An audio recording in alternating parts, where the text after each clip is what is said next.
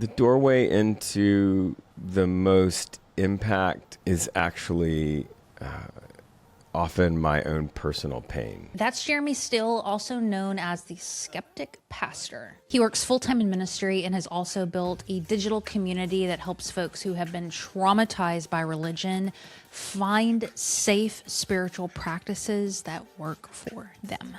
Every time that I say I'm a deep skeptic, also a pastor, it can come across in my videos that it's a just small little thing. Really, every time I say it, I am bringing this enormous weight of my life. A lot of people are carrying that weight, and naming it as something can transform that from a burden to a tool. This is an unconventional leader through and through. This is Jeremy Steele.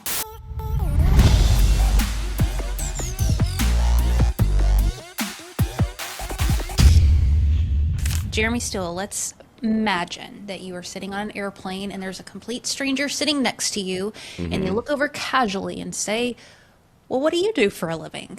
How do you choose to respond to that?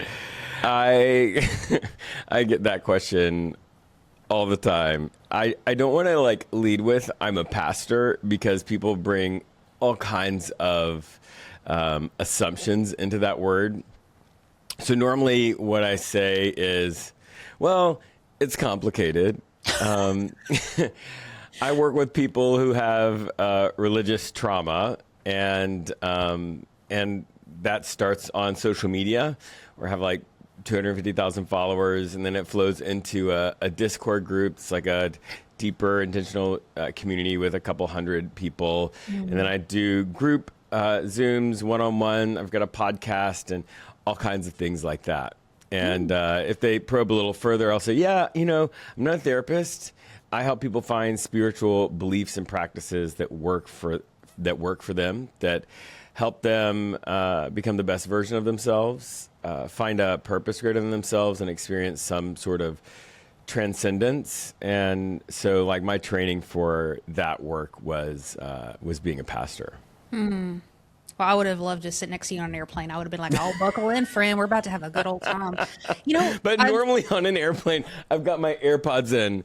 And so the universal signal of I'm not talking to anybody. I am into that. I've interviewed quite a few pastors over the past year, and I would say that is a very common response. And, it's probably the pastors that I attract to the show. It's a very specific kind of pastor, usually in the kind of deconstruction space, spiritual trauma.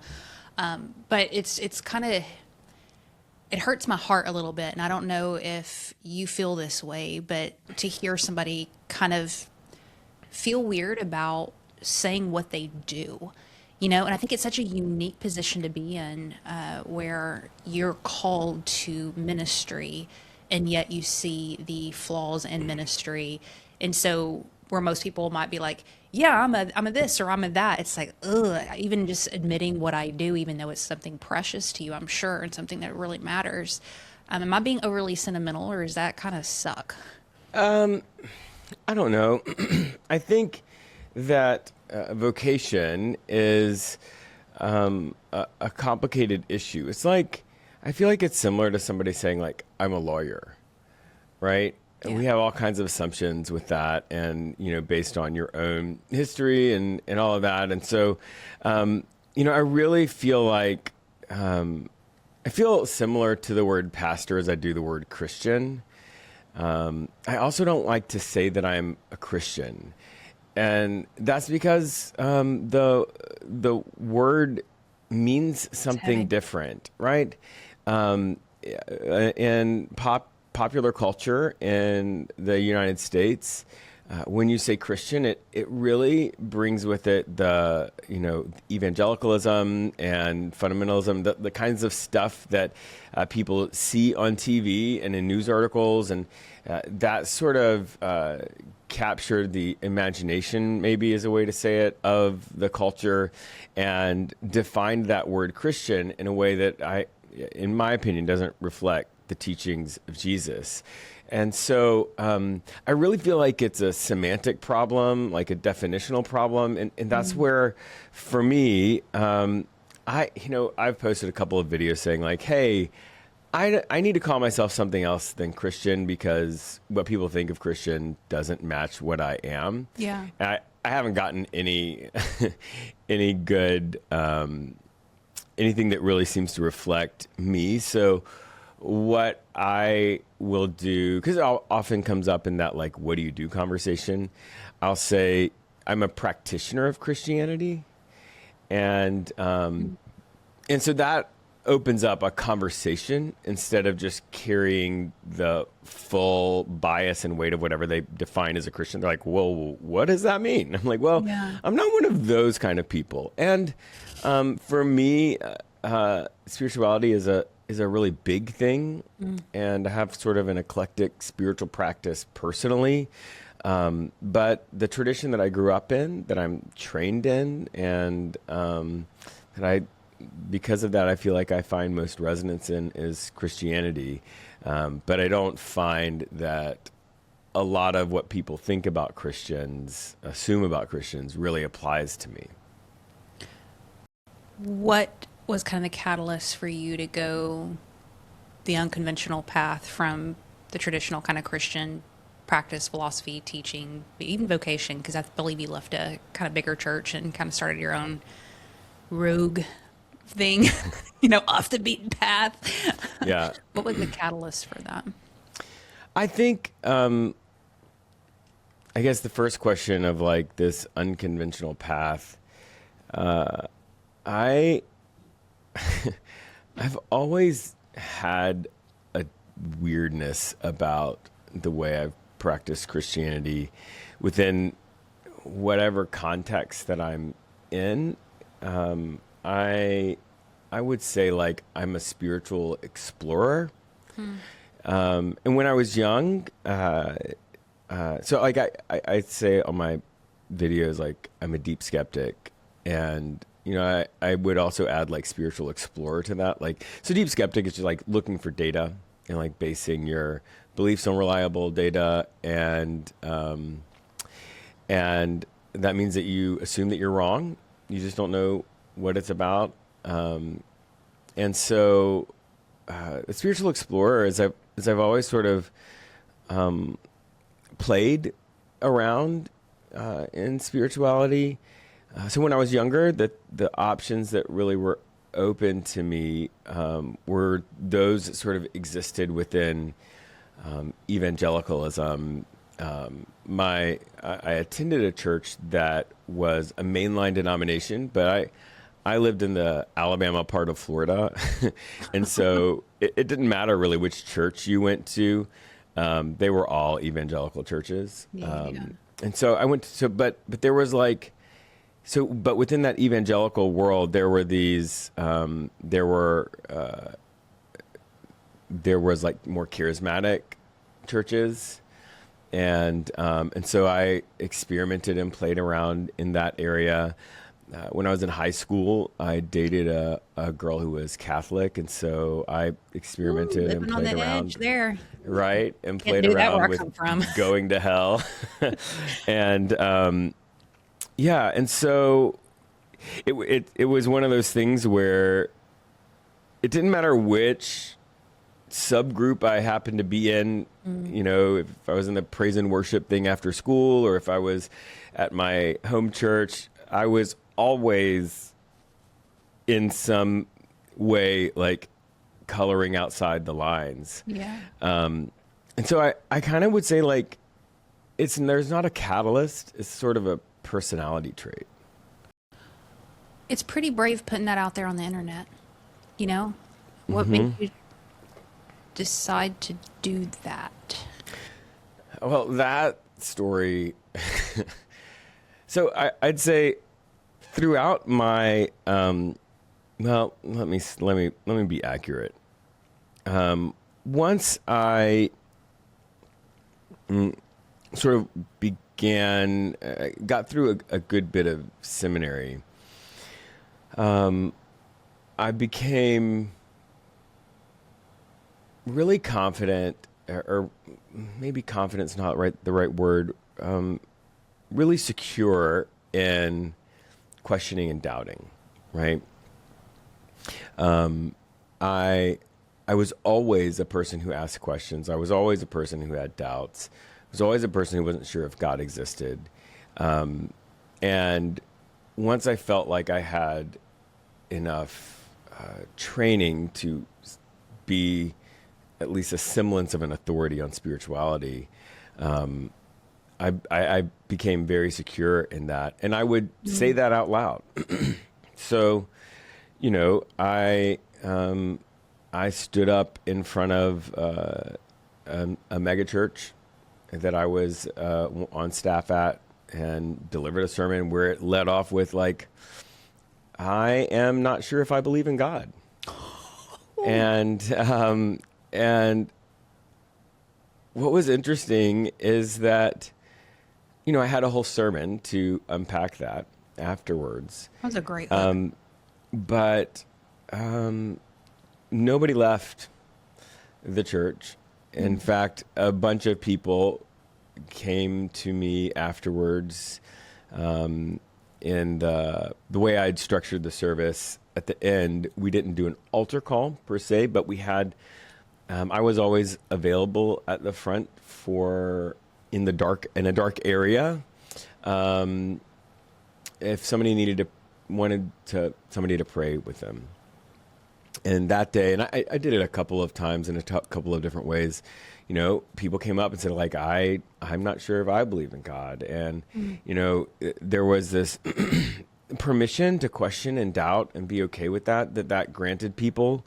And then also it ended up with people setting me up on coffee dates with their atheist cousin or grandchild to talk with them, because, you know, the fun thing about those meetings was always they would come in prepared to argue, and I would say, no, yeah, I agree, I think you're right. Like, no, you're right. Yeah. The Bible is completely fallible. Like, it contradicts with each other. Yeah. No, I believe in evolution too. And, and so that's always been part of who I am.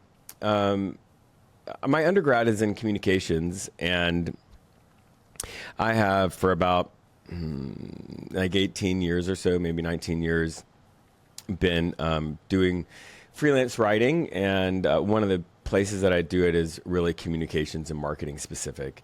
And so they asked me to do a video on TikTok, and they did that because I'm a complete nerd, and I'm always in the digital ministry and communication space. And so I was like, yeah, I'm going to need a month to pay attention, because I signed up for TikTok when it was like middle schoolers doing stupid dances, not when 40% of millennials and Gen Z get their news from it. All right. So I spent, you know, about a month paying attention and with my communication marketing brain, trying to understand the algorithm. Like, why does this person who's a New York Times bestseller have 300 followers and this other person that I've never heard of have 1 million? And the plan was to post like 10 pieces of content to test my assumptions, and write my article, turn in the invoice, and be done. You know, one of the things that I realized is that authenticity is key for people who aren't celebrities or, you know, organizations like a network TV.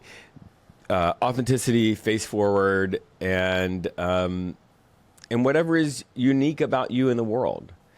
And so as I was trying to figure out who I am, what's the most unique thing about me, it was that I was a pastor, right? I feel like my role in the world is this pastoral role, and I'm not sure if God exists, and I'm a skeptic. And so I posted my first video, and I had like 1,000 followers almost right away, and 10,000 was pretty close to that.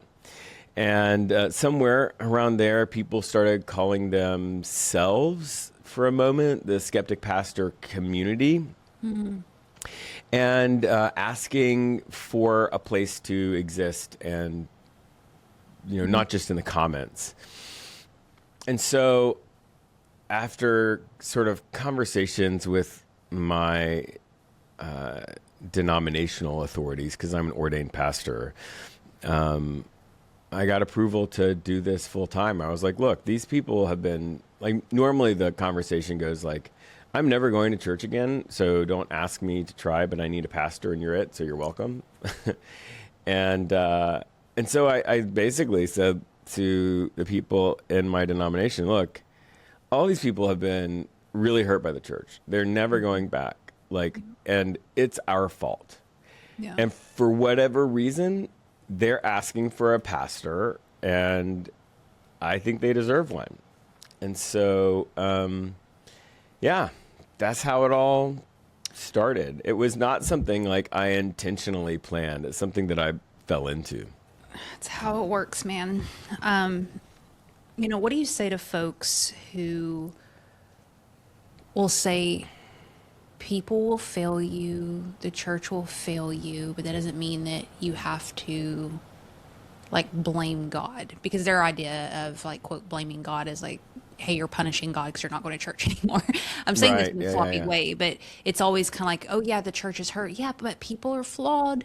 So it's not an excuse not to go back to church. Like, how do you respond to folks like that? If the question is about the people going back to church and rather than blaming God, I would say, am I responding to the church person, or am I responding? I just tell them like, look, it's your fault. It's our fault. They can't go back. It's traumatizing, right? Yeah. When they hear the words, when they see the songs, when they walk into the building, they are triggered. And some of them have legitimate PTSD. A lot of them would be diagnosable with religious trauma syndrome. Mm-hmm. And so they in no way need to go back to church, right? If you want them to connect with God, they've got to find another way because the church ruined it for them. Mm. And maybe at some point they will, but that doesn't need to be our hope or our goal. Our hope and our goal would be to help them connect with God. Mm. How? However works for them, right? However works for them. Right. So that's what I say. Like, I help people find spiritual beliefs and practices that work for them. And by that, I mean, it helps them become the best version of themselves, helps them to find a purpose greater than themselves, helps them to experience transcendence. Whether that transcendence is like getting goosebumps when they, hear the song Oceans, or like just sort of rising above their circumstances. And so if things like the typical spiritual practices that they received in evangelicalism don't work, then the question is like, okay, what is the problem? What's triggering about that? Is it Jesus language? Is it the Bible? Is it the songs? Like, what is it that you feel like you just can't with anymore? And for some of them, it's like none of Christianity, right? Yeah. They don't want the Bible. They don't want any of that. For some of them, it's like the cruft of evangelicalism. So the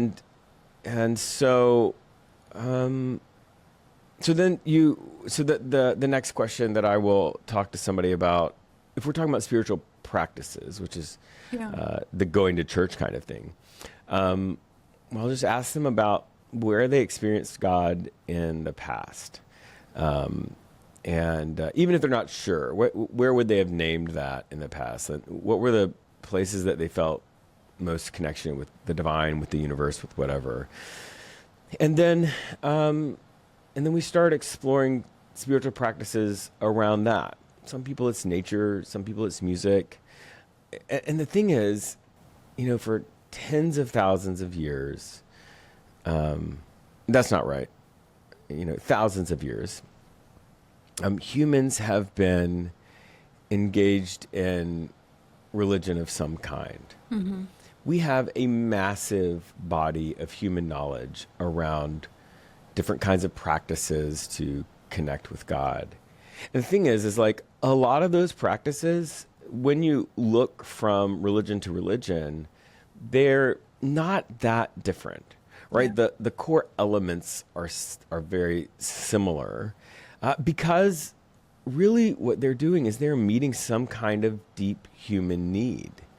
And so if you can't, there's a ancient mystical meditation practice within Christianity called the Jesus prayer. You know, the mystics thought of the conscious mind as sometimes a distraction. And so the idea with a lot of meditation practices is to find ways to occupy or let go of the conscious mind so that you can sink deeper within yourself and experience the presence of God. So the Jesus prayer, it's a breath prayer. So as you breathe in, you say, Lord Jesus Christ, Son of God. And as you breathe out, have mercy on me, a sinner. But it's just a mantra prayer. It's a mantra breath style prayer. And if that sentence is triggering for you, you make another sentence that helps you center and describe the divine in some way, and you can do the entire practice and experience the benefits of it, because you go from religion to religion. There's many religions that employ mantra prayers. I've actually got a book coming out in May of next year called Rituals for Heretics, Atheists, and People Who Aren't Sure About God, where I do just that. I take a bunch of rituals from a bunch of different religions and abstract the God part out of it so that you can put whatever God stuff you can, but I sort of boil it down to the deepest human need that is met. Like there's this wonderful Jewish practice before, I think it's Yom Kippur, where, you know, they do all of this stuff to like really try to deal with their problems and their sins. And then you walk outside and you turn out your pockets and you say, look, whatever I've left, you know, I'm letting that go, even though I couldn't find it. And like whether or not you are serving Adonai, whether or not Judaism is your religion, that is a really powerful practice, because a lot of rituals really are just bringing these basic human needs into the physical world, and giving you a way to experience them and to embody whatever the practice is. Fair. The thing that I've been wrestling with and trying to sort through is the whole sinner thing. That's really, it's so fascinating to me because, and I know you're deep in the weeds with like the theology piece of like where words come from and how are they misused and yada yada. But it was explained to me by someone recently that salvation was really like the word for to be healed. And it was really helpful for me to understand it in that way because it's less, for me, it was less agenda based, like, oh, you need to get saved, and such a beautiful invitation of like everybody's process of healing our hearts and our souls, and like what heals you? Going outside? What heals you? Going to church? What heals you? Drinking more water? You know what I'm saying? And literally all of it is about being whole. So all that to say, then the thought idea is like, okay, well, sin is anything that keeps you from healing, which that feels right to me in this stage of my life. Check in with me in a year or two. But my friends and I, we've kind of been wrestling with, we all, grew up the way you did, and trying to figure out where we land is the identity of a sinner. And like, I am a sinner is so interesting because are we? And is that helpful to think like that? Or I'm throwing up on you here, but I'm curious kind of where you land with it, because identity is such, that's why I'm in therapy right now. It's such a for sure shit show of trying to figure out how to look at yourself in a healthy way and own who you are, but also not in an arrogant, I don't need help, I don't need support, but Yeah. I'm a sinner. It Yeah. you talk about blasphemy. I struggle with that now. Well, I think that this idea of sin and being a sinner, it's gotten in evangelicalism, especially, it's gotten overblown, and really, I feel like it's as a tool of manipulation. When you think about what the meaning of that is in its original language, and you sort of bring it forward to today, I think it's more like getting off track, right? Because the idea is that like you get off track and you try to get back on track, right? Like you're going in the wrong direction, you need to go in the right direction, Right. and I think it's helpful to think of it that way because you know, it seems much more accessible, less identity based, and like, and I think that part of the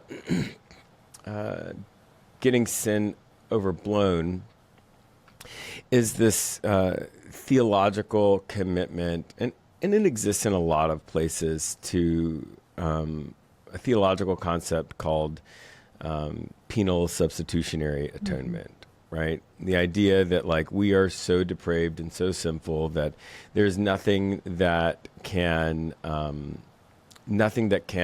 fix that, and it required a blood sacrifice, and Right. it required a perfect sacrifice. And so the judgment for our sin was separation from God and death. There was nothing we could do to remedy that situation. So Jesus came to die as a perfect sacrifice to allow us to go to God. And so in that sort of system, you need to characterize sin and being a sinner as this massive deal, this massive, not just something that you do, not just a mistake that you've made, not that you like keep making mistakes like all humans have made mistakes, but that like that is such a core part of who you are that it needs deep remedy, and it's such a big deal that it required the sacrifice of God's Son.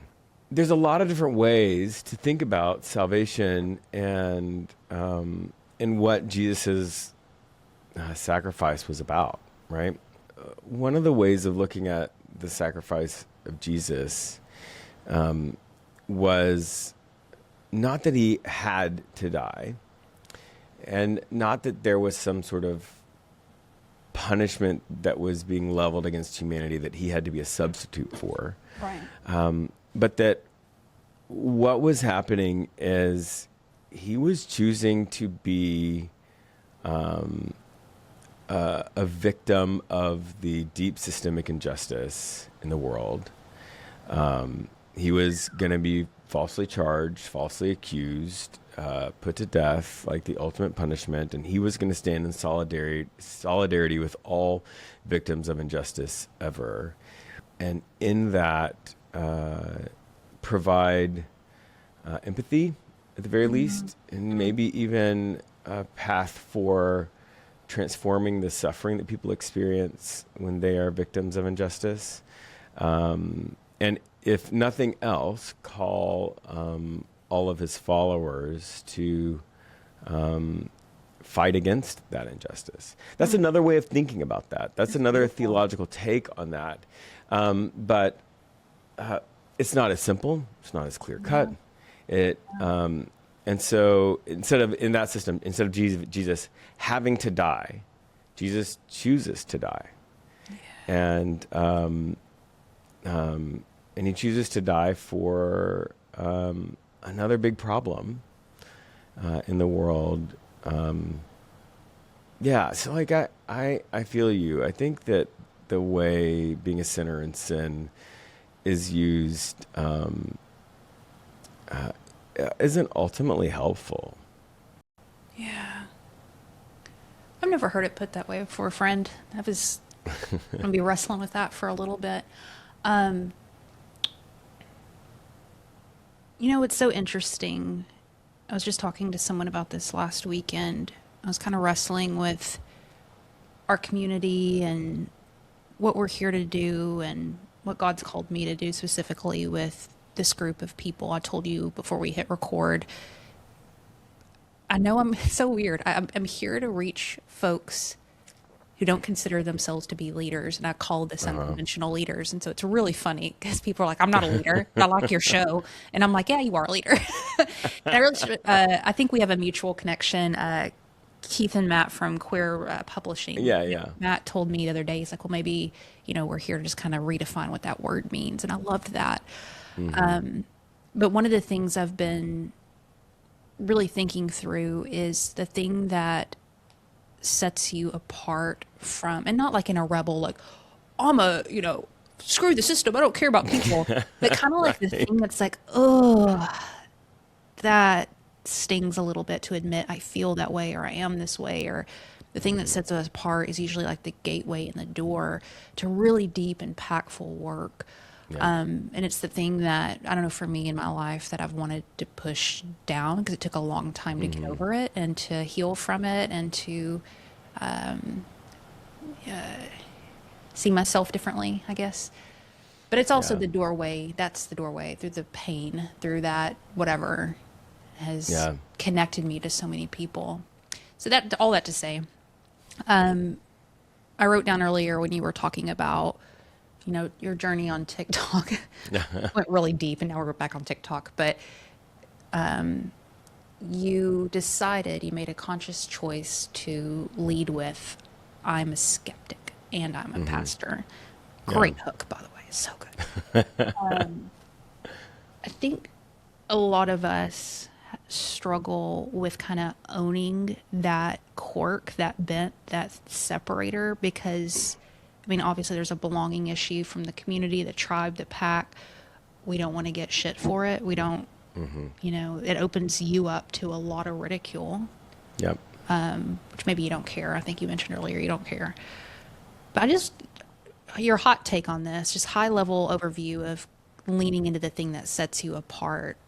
How are you able to do it? And do you have any like reflections walking this journey over the past few years? That was the most long ass question in the world. It's like 5,000 words. No, yeah, I understand the question.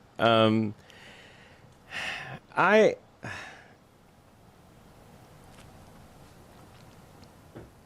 So I think that for me, the most, and this isn't everybody, I don't think, but my experience has been that the doorway into the most impact in the world, in other people's life, is actually often my own personal pain, right? And Sucks, doesn't it? the thing that people have told me was wrong with me, because the reality is they haven't just been telling me it's wrong with me. They've been telling lots of people it's wrong with them. And so when you name that, it's the power of empathy, really, right? Because you are exposing the fact that you have this identifier that people have, or this experience that other people have had that is painful, and you are not allowing the shame to keep you silent, and the exposing of it allows people to say, oh shit, yeah, like maybe this isn't a fundamental flaw with me. Like maybe this is okay. And in some ways, a lot of those things can be like superpowers, Yeah. right? People who are skeptics are have this supernatural power to change their beliefs, right? Because if your beliefs aren't based on dogma, if your beliefs aren't based on the authority of somebody outside of you, but on the data itself, then when there's more reliable data, it's, well, you just, obviously, I believe that now, right? Yeah. And so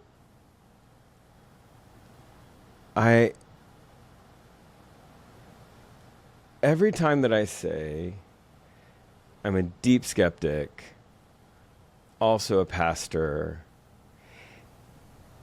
it can come across in my videos, because I say it in every one, that it's a just small little thing. But really, every time I say it, I am bringing this enormous weight of my life into the light, and the thing is, I know this because people say this to me. A lot of people are carrying that weight, and or have carried it as a weight, as a burden, and naming it as something okay and even positive can transform that from a burden to a tool. How do you get comfortable in that, or maybe a little bit more comfortable in it? Because rightfully so, people tell me like, oh, I'm sorry, I work in marketing, and they're like, that's like they apologize for being apprehensive for getting on the internet and putting themselves out there. I'm like, that's actually a Yeah. very normal thing. Like, you should feel a little Yeah. weird putting yourself No. out there. It is a crazy ass place. And not only now are we arguing with Aunt Betty from down home Arkansas, but now we're also arguing with John, who's not even a real human anymore, and it's freaking Yeah. AI. So it's the wild effing West. And so, Yeah. of course, it feels weird. And then you add in the extra element of what I think you and I both believe, through this conversation, is that the real impact and power comes through that transformative story, and the thing that sucks and is hard and is real.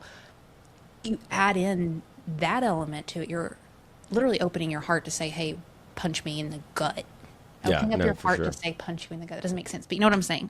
No, yeah, So yeah. how have you navigated that? Does it get better? How do you guard your heart when you're putting your heart out there?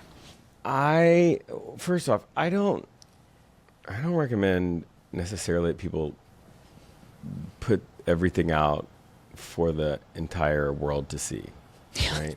I don't do that. There are many parts of my life that are very private that I don't share online. I'm not, Yeah.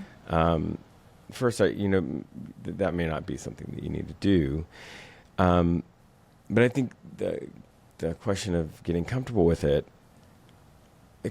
really comes from personal interaction, right? And being open about that with people. And for me, the more open that I've been with actual people, the more comfortable it's been. The more comfortable it's been for me to just sort of be publicly open about all of that. So you mean And one-on-one, like one-on-one sharing? one-on-one or groups or whatever, Yeah. but with real people, because what's been my experience is that I there will be negative things for sure, but I also will experience the like profound positive impact of that. And and there's when it's non-mediated communication, right? When it's you and me in a room, and like the density of that experience, the richness of that experience of it being helpful to you is really affecting. And it's something that you draw from later, and something that really brings healing to you, but healing not in the terms of like scarring, but the healing in terms of transforming and reframing all of this part of who you are and the pain that maybe has been associated with it in your past as actually something that can help people. I think it's similar to the experience that people have when they've lost a really close loved one or gone through a really difficult life experience, and then one of their friends loses a really close loved one or goes through that same experience. And all of a sudden their experience is no less hard, is no less painful, but there's a transformation that happens when they're able to be there for someone in this like really full way. I feel like for me, the experience is like that. And it makes you more comfortable with it. Also, I get a lot of hate online. Being online and a more widely known creator is its own set of problems that we can talk about at some point. But like, yeah. Oh, dude, I get it too. People get mad at me because I wiggle too much and then I mispronounce words all the time. And I'm like, yo, I'm sorry. That's just My me. hair is a constant topic of discussion. But mostly it's like I'm going to hell. I'm leading other people's to hell. And well, and then like it's not my entire identity, but I don't hide the fact that I'm queer. And so I get some really wonderful homophobic comments from Christians as well. I'm sorry, dude. I'm not surprised. A lot of them are filtered. They've got filters, but I go in and approve almost all of them, because if they're going to be an asshole, they're going to have to be an asshole in public, and everybody's going to see them for who they are. Yeah. That's the stuff we don't see. We'll look at numbers, we'll look at engagement, and we're like, oh man, just killing it. But it's the reality that all creators face to some degree.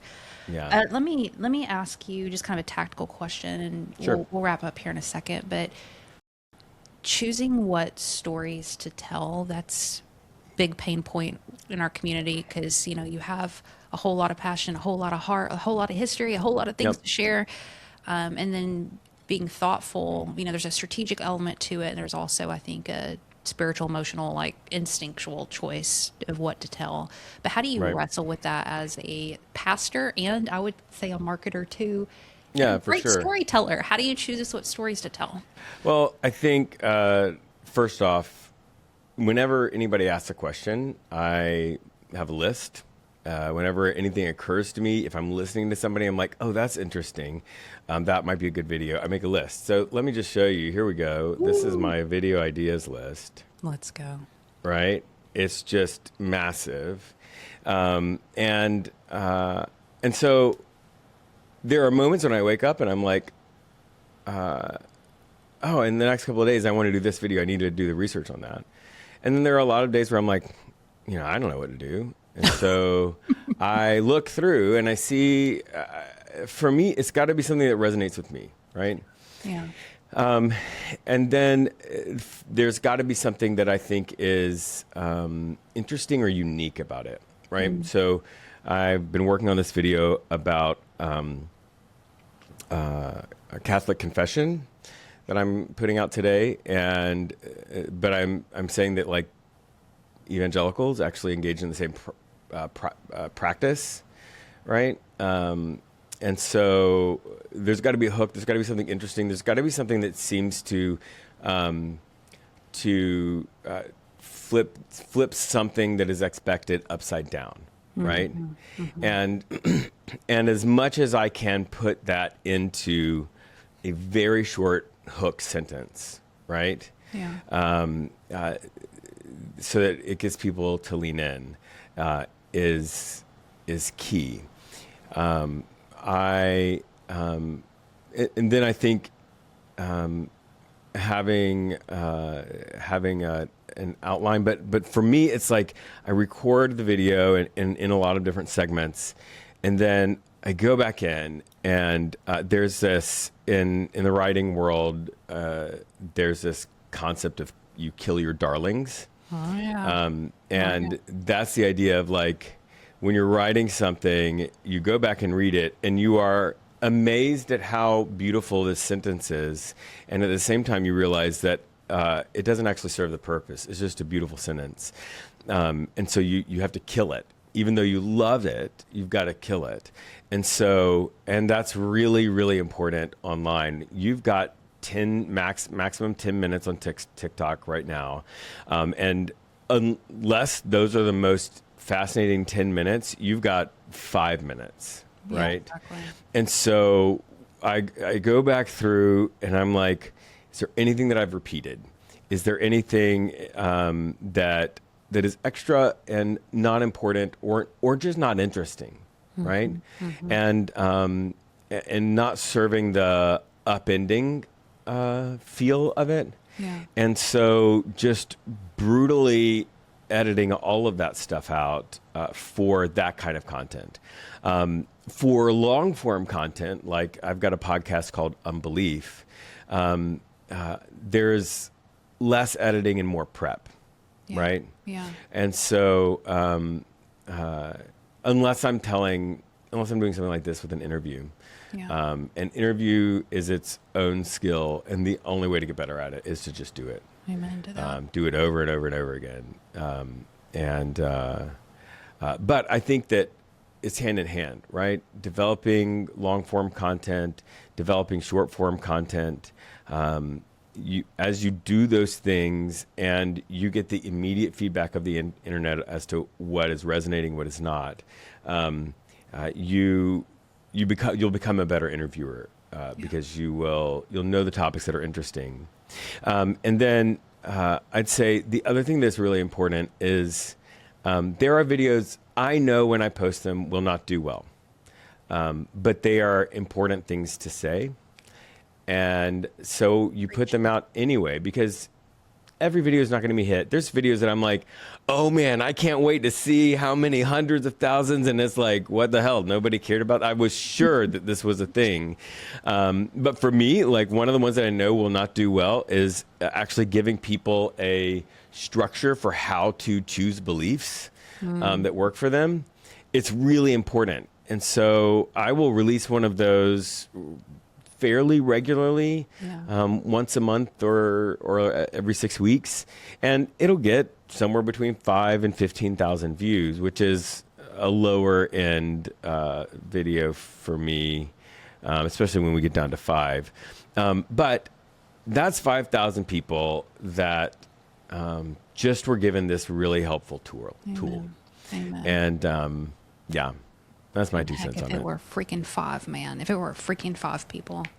Right. Very last question Sure. before then. Thank you so much for not only coming on today, but your incredible work. I've learned so much from you over the past several months. I love the way that you are honest. You pull things apart. You admit when you're wrong. You just invite people in on a journey that gives us permission to find God in a safe way that feels safe for us, despite our experiences. So you are a gift to this world. I'm so grateful I got to meet you. I'll put all the links in the show notes, your podcast channels, social channels, I mean. Is there anything else you want to direct our listeners to? I know that they can snag one-on-one time with you, and you already have a book out on Amazon, and you're coming out with another one. All that'll be linked up. Is there one thing I didn't mention there that you want to direct folks to? No, I think that's all of that. I also do speaking stuff, and so if people are interested in having me virtually or in person come and speak, I'd love to do that. But How to Not Suck as a Christian, there's an audiobook version of it too, which was really fun to make. But yeah, it's really a gift book. You might want to order it and just give it to just leave it behind in your aunt's house after Christmas. Oh, Aunt Betty. Very last question. What is something in your life you are deeply questioning right now? And you got about 60 seconds to answer it because I got therapy in 1 minute. No, yeah. Get you a real deep ass question with no time to answer it. But what are you questioning in your life right now?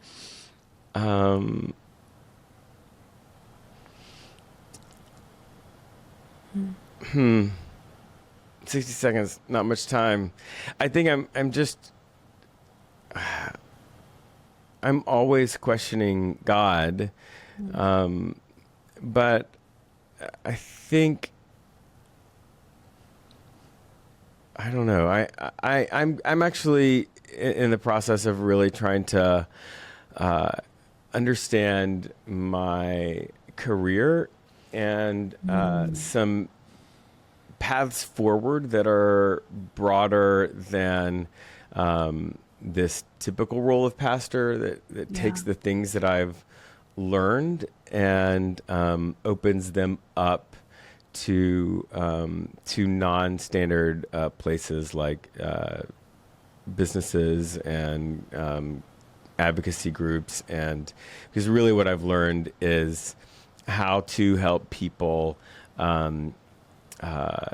disagree without pulling into tribalism, and how to explore these bigger topics and engage with each other without destroying relationships. And I've realized that like that is applicable in a broader sense, and I'm trying to figure out how that happens and how I offer that. So that's a big thing that I'm questioning right now. I can't wait to see what you come up with. Jeremy, thanks for your time today. This was great. Yeah, thanks.